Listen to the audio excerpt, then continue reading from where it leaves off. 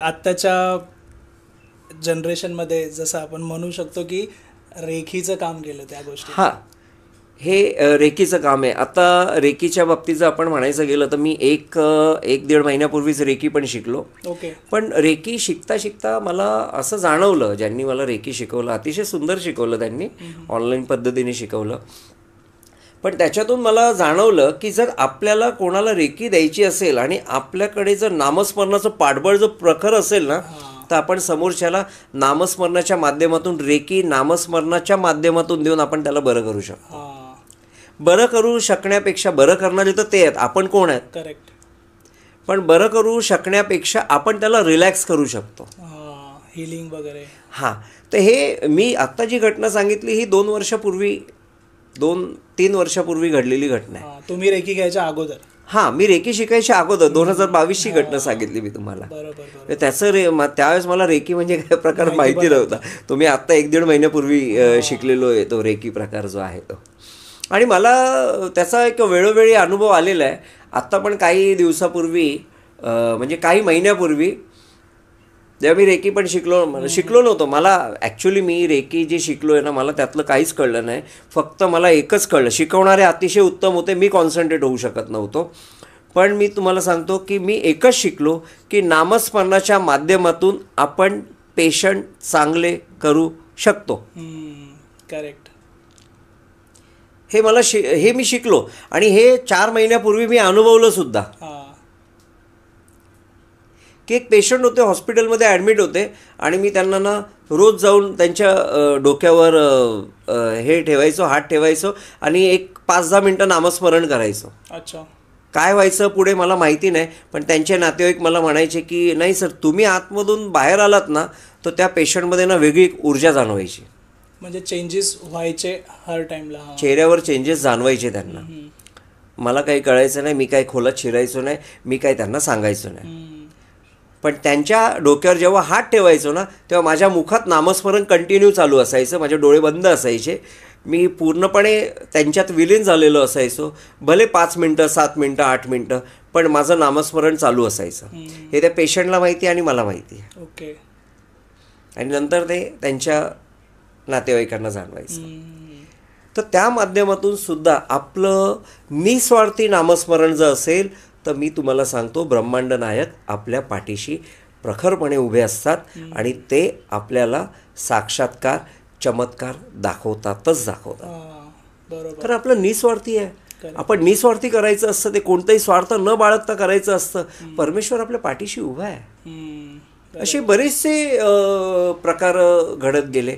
अजून वेगवेगळ्या पद्धतीने जर म्हटलं, आत्ता परवा एक 3-4 दिवसापूर्वीची गोष्ट आहे. एक मुलगी आली, 29-30 वर्षाची मुलगी आली समोर. सर बोलतो, सर बाहेरची आहे, म्हणजे ती UP साईडची आहे. अच्छा. ती एका ऑफिसमध्ये कामाला आहे. सर बोलतो, क्या है सर, आप सबको अच्छा बताते हैं, मेरे को कुछ बताया नहीं. मैं बोला, तू एक्सेप्ट करने वाली लड़की नहीं है बेटा, तू एक्सेप्ट नहीं करेगी.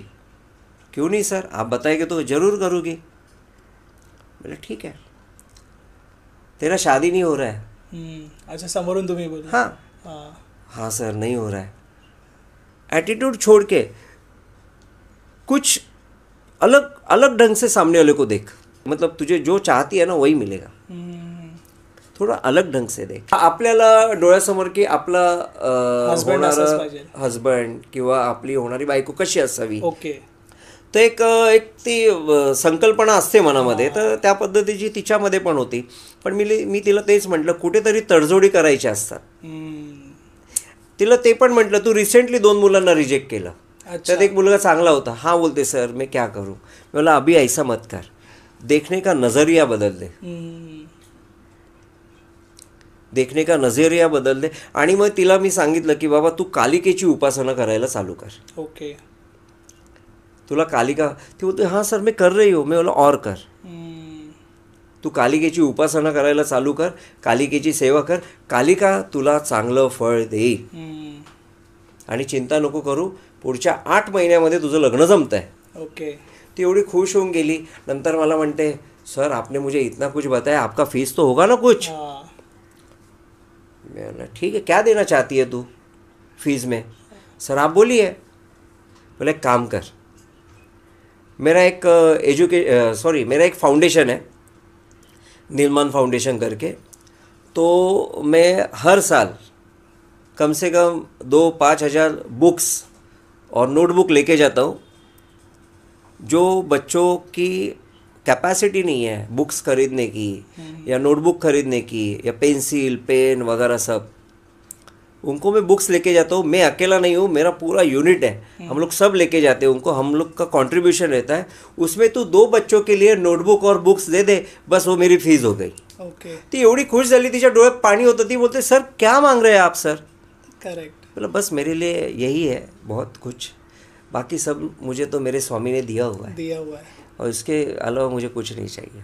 ती एवढी खुश झाली, इम्प्रेस झाली, मला म्हणते सर आप बहुत अलग है और आपने जो बताया वो सब सच है मेरे बारे में, और जो आप बोलेंगे मैं वही करूँगी. मतलब वो किया तू और प्रोग्रेस करेगी, तेरे लाइफ में भी बहुत प्रोग्रेस होने वाला है. तू अभी जिधर जॉब करी उधर भी प्रोग्रेस होने वाला है, तू चिंता मत कर. ओके. सिर्फ ॲटिट्यूड मत रख, बाकी कुछ नहीं है, सब बराबर हो जाएगा. हे जेव्हा काय माहिती आहे का, आत्ताची जी मुलं आहेत ना, आत्ताच्या मुलांना सगळ्यात महत्त्वाचं म्हणजे असं भरपूर कमी पर्सेंटेज आहेत आत्ताची तरुण मुलं की त्यांना प्रखर असा विश्वास आहे. पुढचा एक प्रसंग आहे, मी सांगतो तुम्हाला की प्रखर असा म्हणजे 100% देवा, मी 100% देवावर विश्वास ठेवतो. बरोबर. मला फक्त एवढं कळतं की मला माझ्या स्वामींनी सांगितलं आहे की तुला फक्त प्रयत्न करायचे, तुला कसं फळ द्यायचं, कोणत्या स्वरूपात द्यायचं, केव्हा द्यायचं, कुठे द्यायचं ते ठरवतील. करेक्ट. बस मला एवढं कळतं. आजची जी पिढी आहे ना, त्यांना पण हा विश्वास पटला पाहिजे. बरोबर. आणि प्रॉब्लेम काय होतो माहिती आहे की उच्च शिक्षित झालेली जी मुलं असतात ना, उच्च शिक्षित, त्यांना असं वाटतं की अरे बाबा मैं तो इतना पढ़ा लिखा हूँ, मी तो एवढा शिकलेलो आहे, मग मंदिरात जाऊन मी घंटे का वाजवत बसू. हां. आणि मी जर 4 पैसे कमवतोय तर मी जास्त शिकलोय म्हणून कमवतोय. हां, तर अरे पण मला हेच कळत नाही, तू डॉक्टर व्हायच्या अगोदर, इंजिनियर व्हायच्या अगोदर, वकील व्हायच्या अगोदर, CA व्हायच्या अगोदर 10-10, 12-12 तास अभ्यासाला बसायचा. ते 12-12 तास शक्ती निर्माण करणारी शक्ती कोण होती? करेक्ट. तिला तर ओळख. ठीक आहे, तू लहानपणी ओळखू शकत नव्हता, आता तर ओळख. बरोबर. आता तर ओळख. ती शक्ती होती, ती शक्ती तुला एक शक्ती प्रदान करत होती, आणि ती शक्ती प्रदान केल्यानंतर तू काहीतरी मिळवलंस बाळा. तर ती शक्ती कोण होती? तर ती शक्ती जी होती ती परमेश्वरी शक्ती होती. मी समजतो ती माझ्या ब्रह्मांड नायकाची शक्ती होती. बरोबर आहे. ही शक्ती सगळ्यात महत्त्वाची. माझा एक मित्र आहे, त्याचा भाचा आहे, तो मला वाटतं B.Tech झाला आहे. अच्छा. B.Tech झाला आहे आणि थोडंसं म्हणजे कसं आहे, हुशार मुलं आहेत ना ही, आणि उच्च शिक्षित मुलं आहेत, चांगल्या पर्सेंटेजनी पास झालेली मुलं आहेत वगैरे वगैरे, सगळ्या गोष्टी. अतिशय हुशार, ज्ञानी मुलगा. आणि एक दिवशी मला तो त्याच्या घरी भेटला. मला म्हणतो तुम्ही कसे आहात? माझी त्याची पहिलीच भेट. मी म्हटलं ठीक आहे.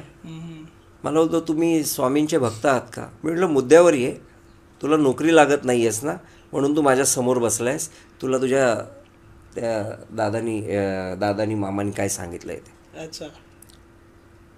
तो शॉक झाला. तो म्हणतो तुम्हाला कसं माहिती? मी म्हणलो मलाच नाही माहिती, मला कसं माहिती ते. मी म्हणलो काही दिवसात, काही महिन्यामध्ये तुला चांगली नोकरी लागेल. ओके. म्हटलं का रे तू देवाला मानत नाही, मी असं ऐकलं आहे, तू देवाला मानत नाही. तो बोलतो हा ना, बोलतो कसं काय, बोलतो मी एवढं पूजा करतो, काय मला काय हे नाही ते नाही. म्हणलं अरे असं नसतं, तू एवढे वर्ष परीक्षा वगैरे दिली, सगळं दिलं, मेहनत घेतली, सगळं फळ नंतरच मिळतं ना म्हटलं. तर पहिले परीक्षा द्यावी लागते ना, परमेश्वर पण परीक्षा घेतोच की. मग ती परीक्षा आहे, मग मी काय करू? मग एक काम कर म्हटलं, तू नामस्मरणामध्ये गुंतून जा आणि एक छोटंसं पुस्तक त्याला दिलं, याचं वाचन 10 मिनटं रोज करत जा, तुझ्यामधले बदल तुला आपोआप आढळतील. बरोबर. गेला तो. गेला 3 महिन्यांनी त्याचा फोन आला. बोलतो सर मी नोकरीला लागलो. मला व्हेरी गुड. बोलतो कोणामुळे लागला? मला बोलतो सर तुमच्यामुळे. वेळ चुकीचं आहे. बोला अरे स्वामींमुळे लागला, मी कोण आहे म्हटलं, मी कोणीच नाही. माझ्या मुखातून कदाचित त्यांनी वधवून घेतलं असेल, पण तू त्यांच्यामुळे नोकरीला लागला. मी बोललो ठीक आहे, ते लागलास ठीक आहे, तुझी सेवा कशी चालू आहे. बोलतो सर मला स्वामींवर पूर्णपणे विश्वास आहे की आता ते माझा मार्ग उत्तम रीतीने पुढे हे करतील. बोललो व्हेरी गुड. अशीच तरुण पिढी भक्तीच्या मार्गावर लागली पाहिजे. अशीच तरुण पिढी भक्ती म्हणजेच यश हे त्यांना कळलं पाहिजे.